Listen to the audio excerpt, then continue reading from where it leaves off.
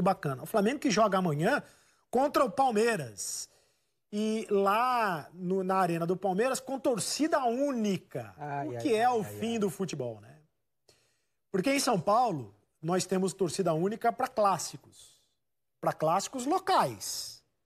Para clássicos interestaduais é a primeira vez. Acho que é a primeira vez, né, Serginho? Que eu me lembre, pelo menos. Torcida única por sugestão do Ministério Público e da Polícia Militar, que já havia mapeado nas redes sociais possibilidades de confrontos entre as torcidas organizadas do Flamengo e do Palmeiras. Então, por medidas preventivas, pela questão da segurança, sugeriu a torcida única, medida que foi acatada pela CBF, pelo Palmeiras, sob protesto do Flamengo. Tem uma nota do Flamengo? Tem a nota do Flamengo aí pra gente ler? Tem uma nota do Flamengo. Protesto do Flamengo, a questão da torcida única. O Flamengo lamenta porque não foi respeitado o princípio da reciprocidade. Lembrando que no primeiro jogo, no Maracanã, né, no primeiro turno, houve a presença da torcida do Palmeiras. Então, de fato, não houve respeitado o princípio da reciprocidade. Pois é. Só que a notícia de hoje é que se acionou esse princípio da reciprocidade pro próximo. Mas não, o próximo não adianta. Né? Você não teve desse. Isso é a falência. Isso é no Maracanã, né? A presença dos torcedores do Palmeiras. A nota do Flamengo é muito boa. Mas é um precedente perigoso, porque a gente pode imaginar um Flamengo e Palmeiras no Rio de Janeiro ano que vem com o Flamengo tentando um movimento parecido. Não estou dizendo que vai ter um impacto relevante, que o jogo muda de figura sem a presença dos 10%. Mas não é o caminho, né? Já não é o caminho nos clássicos locais em São Paulo. Nesse caso, então, menos ainda. Sobretudo porque as mortes continuam fora do estádio. Aliás, sobre isso eu vou até buscar aqui a coluna do Martim Fernandes, hoje no Jornal Globo. Enquanto eu busco, Flavinho, você pode até colocar aí a nota do Palmeiras, que é uma nota... O Palmeiras meio que lava as mãos, né?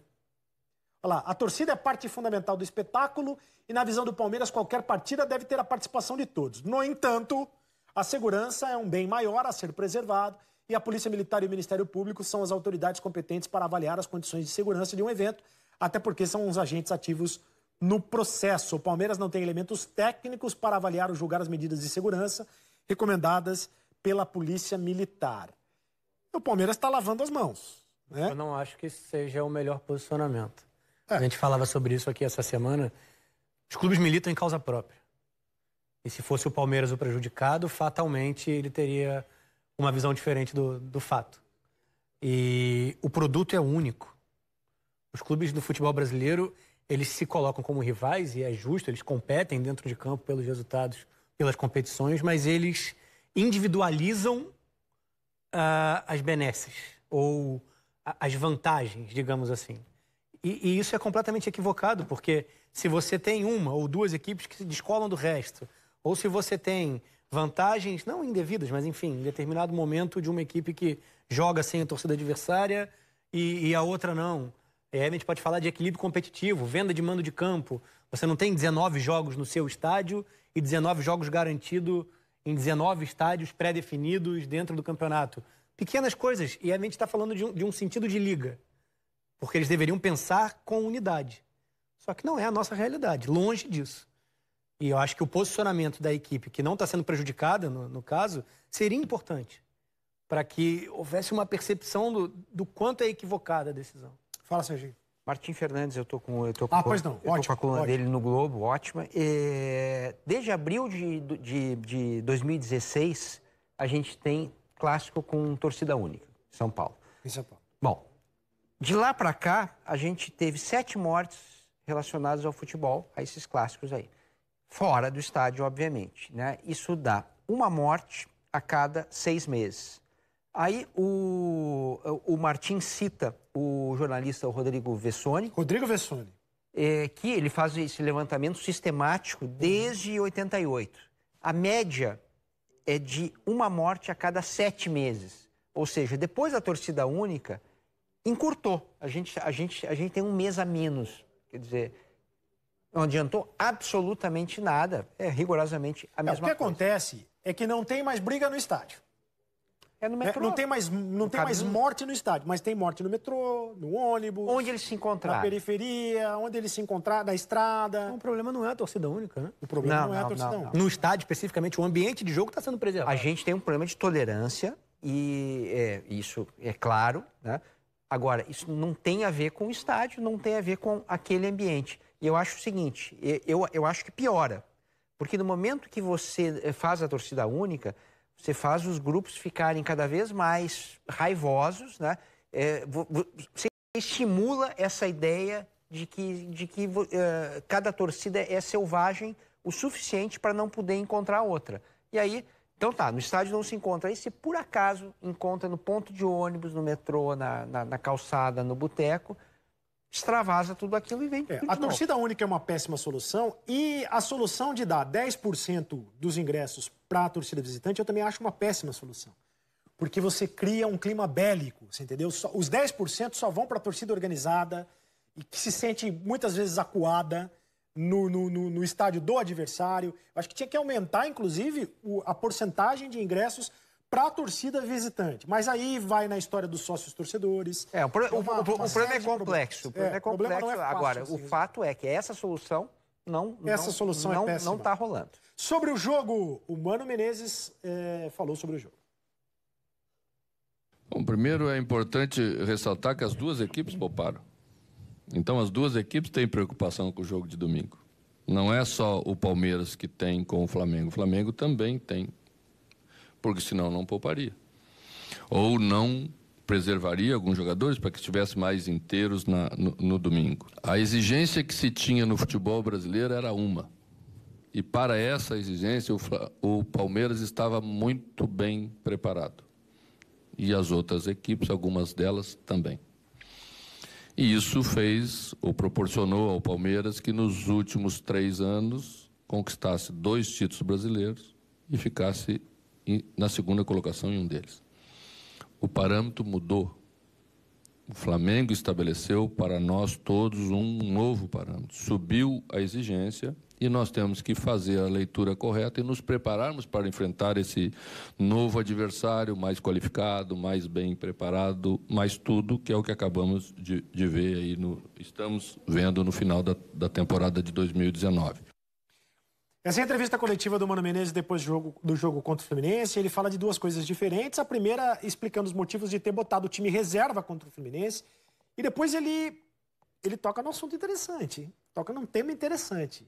Quer dizer, para o que o futebol brasileiro estava acostumado, o que o Palmeiras apresentava estava bom demais. Porque se você tira o Flamengo do Campeonato Brasileiro, o Palmeiras seria o campeão provavelmente, ou o Santos. Pelo aproveitamento. Pelo aproveitamento. Campeão. E seria elogiado por todos nós. Como foi elogiado outras vezes. Com raras exceções, né, Rafael? Com raras exceções. Eu achei o campeonato do ano passado achatado para média, entendeu? Para baixo. Para baixo. O Palmeiras foi o campeão, merecido, enfim. Mas era necessário um choque como o que a gente teve em 2019. Uma coisa é você ser o melhor dos 20. Outra coisa é você ser um grande campeão. E acho que no ano passado o Palmeiras foi o melhor dos 20. Ponto. Só isso. Mas o Flamengo desse ano, ele traz uma responsabilidade para o futebol brasileiro daqui para frente, que é um negócio impressionante. Principalmente para quem tem bala na agulha, como o Palmeiras tem, para investimento. E aí não é só um investimento, porque o Palmeiras investiu demais, mas é investir de maneira correta, né? Trazer jogadores para serem titulares mesmo, e não 300 jogadores para você deixar para escanteio. Mais que jogadores, né? O sistema, né? Sistema de jogo, é isso que... Modelo de jogo. Isso que fez a diferença. E mesmo que a gente fale em 12 grandes, quando fala do Brasil, continental, história, tradição, há um descolamento de quem pode investir nesse patamar e de outra parte das equipes. Se a gente for falar de Flamengo e Palmeiras, justo. Se a gente for falar do Corinthians, por mais que tenha as questões do estádio, o São Paulo que tenta investir, mas sempre tendo que... meio que cobertor curto. Vende jogador jovem com potencial para justificar os investimentos em jogadores mais velhos. Uma forma de fazer negócio, de pensar futebol, sem dúvida alguma. Mas essas equipes que podem investir mais, que têm lastro de qualidade, deveriam desgarrar das demais no Campeonato Brasileiro. É só esse o meu ponto. E ano passado não houve esse descolamento absurdo, por mais que o Palmeiras tenha tido 8 pontos de frente, foi para o próprio Flamengo. E acho que é uma tendência. Se essas equipes tiverem gestão profissional, tiverem a contratação com bons critérios, tiverem continuidade nas escolhas de comissão técnica, de análise, enfim, não tem como competir. Mas quem são essas equipes? Palmeiras, Flamengo? Flamengo e Palmeiras principalmente. O Santos, pelo que foi o trabalho do São Paulo. Mas o Santos não vai ter... como clube não tem não tem investimento, não tem dinheiro. Esse retorno, essa capacidade. Acho que o Corinthians pode tocar. Mas o tá trabalho do enroscado, Grêmio tá enroscado. O trabalho do Grêmio é exceção no Brasil. Até a longevidade do Bolzan trouxe uma estabilidade absurda. É porque a característica estatutária dos clubes no Brasil deixa tudo sempre meio com um ponto de interrogação, né? É uma incógnita. Uma eleição que as coisas saiam um pouco do prumo pode colocar tudo a perder. A não ser que você tenha um estatuto muito bem amarrado, enfim. É difícil fazer futebol de qualidade em médio e longo prazo no Brasil. E aí eu acho que abre espaço, por exemplo, para um Atlético Paranaense que está completamente fora desse padrão de investimento, de recursos, mas conseguiu uma gestão tão azeitadinha que pulou na frente. Sem dúvida. Tá aí o Atlético na frente de outros que têm muito mais orçamento, que deveriam estar por dinheiro na frente do Atlético. O Atlético mostrando que um bom trabalho fora de campo, que isso inclui salário em dia, um monte de coisa assim, Estrutura, né? Que um bom trabalho consegue compensar. Então, acho que ainda eu não vou tanto na linha do Rafa de descolamento, porque a gestão ainda é muito fraca no geral. Eles deveriam descolar. E é por isso que eu não... A gente fala muito sobre o equilíbrio do Campeonato Brasileiro. Falou na última temporada, elogiava essa ideia de que muitas equipes entram podendo brigar na parte de cima. E eu acho que isso é mais de tirar e não consegue apresentar trabalhos de excelência do que de uma superação de equipes que fazem mais do que deveriam fazer. O Campeonato Brasileiro é achatado para a média, achatado para baixo, historicamente. O Rafa tá falando sobre isso já faz tempo. Ano passado, eu me lembro até que a gente teve um debate interessante aqui, porque ele exigia... O Palmeiras já estava liderando o campeonato já há um bom tempo e o Rafa dizia, olha, tem que produzir mais. Tem que produzir mais pelo elenco que tem. Os relacionados do Flamengo... Será que o Jesus vai... O Jesus não vai poupar ninguém. O Everton Ribeiro não foi pro jogo, né? O Everton Ribeiro não? Não. O Everton Ribeiro não foi relacionado? Não. Bom. Olha, seria todo. Só o Everton, dá pra montar um time reserva aí. Mas o... Não. O que eu quero dizer é que existe a possibilidade de ter um time bem reserva. Bom, Gabriel e Bruno Henrique estão relacionados, que é o que interessa, e o Arrascaeta, né? Que é o que interessa para o torcedor rubro-negro, né? Se esses três entrarem no jogo, já... Só se o Jesus for muito comedido com relação à possibilidade de um jogo mais físico, mais nervoso, de choque, de contato para perder jogadores, e aí não é mais para o brasileiro, é para a disputa do Mundial em dezembro, né? Mas eu não acho muito que passe pelo perfil dele. Eu não sei o que está se passando na cabeça da diretoria do Flamengo com relação a toda essa confusão dos torcedores, né? De não permitir que o torcedor do Flamengo vá. Se pode existir uma retaliação em relação ao jogo, para tirar o peso do jogo, para esvaziar o jogo, botando um time reserva. E que, olhando pelo ponto de vista do Flamengo, eu acharia extremamente ilícito se o Flamengo tomasse uma posição, quer dizer, marcasse uma posição. Isso está errado. Isso está errado e o nosso jeito de se manifestar é colocando uma equipe que não é a equipe que vai encher os olhos dos próprios torcedores do Palmeiras. Mas aí arrebenta com o meu cartola, ô Serginho. Não faça isso. Eu tô liderando. O Acabou a Brincadeira tá liderando a liga dos programas do Sport TV. Não faça isso, Serginho. Provavelmente os outros programas também botaram os caras do Flamengo. O Rafinha tatuou a Libertadores no braço e tá torcendo... Não é só você, Rafinha. Tá todo mundo torcendo pela permanência do Jesus no Flamengo. Não adianta só você ter um treinador, né, de uma grande qualidade e não ter jogadores bons. Então, né, acho que é uma troca, né, um casamento que deu certo. Ele é um grande treinador, encontrou um grupo de grandes jogadores e por isso deu certo esse casamento aí. Então a gente fica feliz, né? Então, assim, eu não tive nenhuma conversa com ninguém ainda sobre a CIT, não, mas como você frisou que o Felipe falou, a gente torce para que continue, né? Torce para que continue, que a gente sabe que o trabalho quando é longo, né? Você consegue colher os resultados. A gente conseguiu colher aí 2 títulos, conseguiu colher os resultados em apenas 5 meses de clube. Então a gente torce para que, né, seja um trabalho mais duradouro. Eu já tinha prometido, né, quando eu cheguei aqui no Flamengo, que eu ia tatuar se a gente conquistasse esses títulos, e conseguimos, e tatuei. Pode mostrar? Posso.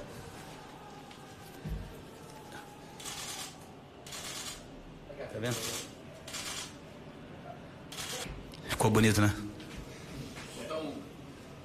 Verdade. Tem espaço. Que isso, mostrando o muque, né? Mostrando, ó. Você tem tatuagem? Não, né, Rafa? Tem não, nem muque. Não, nem muque. Eu também. Um rápido... Nenhum dos dois. O rápido palpite, né? Porque a gente não tem nenhum tipo de informação. A não ser que o Flamengo já trabalha com a possibilidade de perder o Jesus. E tem que trabalhar mesmo, né? Porque, enfim, com todas as possibilidades. Vocês acham que o Jesus fica ou não fica? Eu acho que ele fica. Acho que ele fica. Ele tem contrato até maio, né? Mas sei lá. Porque ir embora pro futebol europeu, para um dos gigantes, significaria pegar um trabalho pela metade, né? É meio de temporada na Europa. Porque é meio de temporada. Isso aí. Esse é um excelente resultado. Mas é o momento mais alto da carreira dele, mesmo com o grande sucesso que fez em Portugal. A relevância da conquista da Libertadores, da forma como foi, o título brasileiro, sobrando na turma, ele abriu portas que talvez os trabalhos, principalmente do Benfica, que foi bem vitorioso, não abriram no futebol europeu para ele. Tanto que quando ele sai de Portugal, ele vai para a Arábia Saudita. Ele não trabalhou em outro centro europeu. Porque tem um perfil diferente do treinador português, voltado ou mais teórico, com embasamento grande, Vilas Boas, o Mourinho, enfim. O Jesus é mais... Talvez seja o mais brasileiro deles. E talvez por isso também tenha funcionado tão bem na nossa realidade. Acho que o que poderia levá-lo a repensar essa ideia de pegar um trabalho em andamento é que talvez ele não tenha um outro momento de tanta relevância. Porque em maio o futebol brasileiro não traz para ele... É como se fosse uma pasmaceira, né? Disputa de estaduais, início de Já imaginou o Jesus em Madureira, o Jesus em Moça Bonita, com todo respeito à Madureira, com todo respeito à Moça Bonita, mas o Jesus com aquele blazer, 45 graus do Rio de Janeiro. 20 de janeiro. Eu acho que é uma questão de calendário. Tá? Uma coisa é o momento certo do Jorge Jesus sair do Brasil. Outra coisa é o momento certo dele chegar na Europa. O momento de chegar na Europa, como falou o Rafa, é o início de uma temporada. E o início da temporada é o meio do ano que vem. Não é o ideal para sair do Brasil, porque realmente não está acontecendo nada, né? Não tem disputa de Copa do Brasil, Libertadores no meio, está tudo acontecendo ali, né? É uma parte intermediária do nosso calendário, né? Mas no europeu, não. É ali que as mexidas se dão.